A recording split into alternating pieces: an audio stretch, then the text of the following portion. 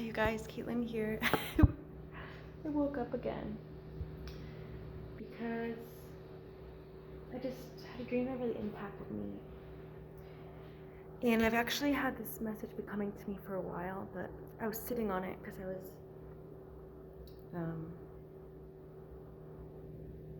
anyway, I just wasn't going to share it yet. But I personally have been seeing a great shift in my view in regards to transmuting darkness to light. And so remember in another video, if you didn't watch my last video, I mentioned about how forgive me, I'm so tired.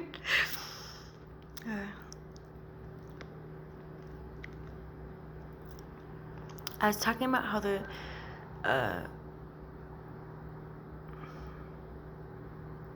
how we can transmute darkness, right, to light. That if like we're seeing entities and we're seeing shadows, we can transmute it, you know? Sounds fair, right? But here's something I'm learning, and that is, I think if we've grown up in really dark environments, we've always been transmuting our whole life, right? And so we're used to like, okay, let me go really deep within, let me change everything, to let me go out of my way to find the darkness and then to transmute it to light. You see, I think a lot of us may choose to go into the darkness and then transmute it to light. And I think what I'm learning is that's also a conditioning. So, you know, we can also be programmed for our spirituality, for how to navigate life within us, right? And how to navigate the spiritual realm. And we can outgrow certain things once we become free of that conditioning. What I truly think is that when we've grown up in very dark places, we've been conditioned that we have to go through the darkness and do all these things, and it can be quite draining of our life force. And as creators, when we wake up to the I am, it's actually that transmuting doesn't exist. We don't have to go into the darkness anymore. We don't have to go into the darkness anymore to transmute, because it's simply a shift in awareness. It's simply, now there's no more effort on our part from our life force to go out and find these things. Does that make sense? And the best way I can describe that is you can feel it in your energy, right? You can feel it. If we're feeling drained after doing energy work, it's a good sign that our energy is being consumed by the darkness, right? We're giving it away because we're choosing to like struggle instead of just being God and allowing it to be different. Does that make sense?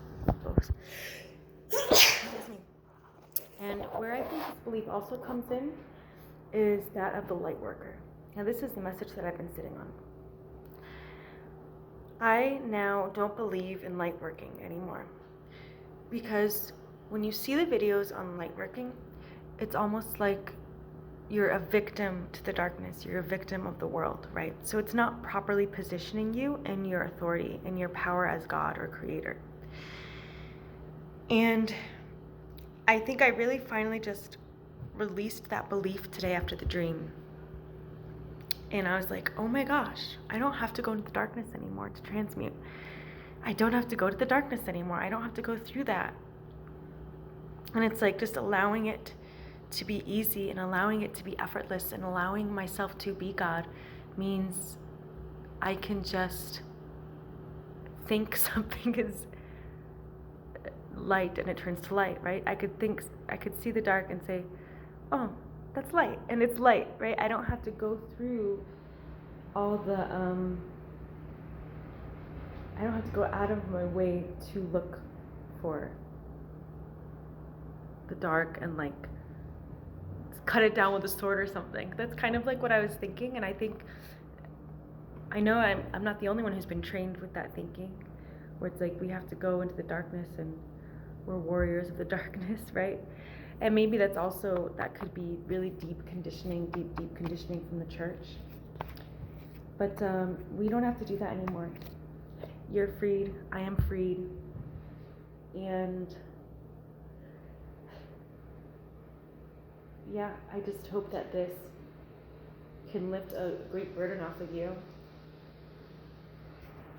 Whew. So pay attention to your life force. Pay attention to when it feels drained as you're doing spiritual work, as you're going within.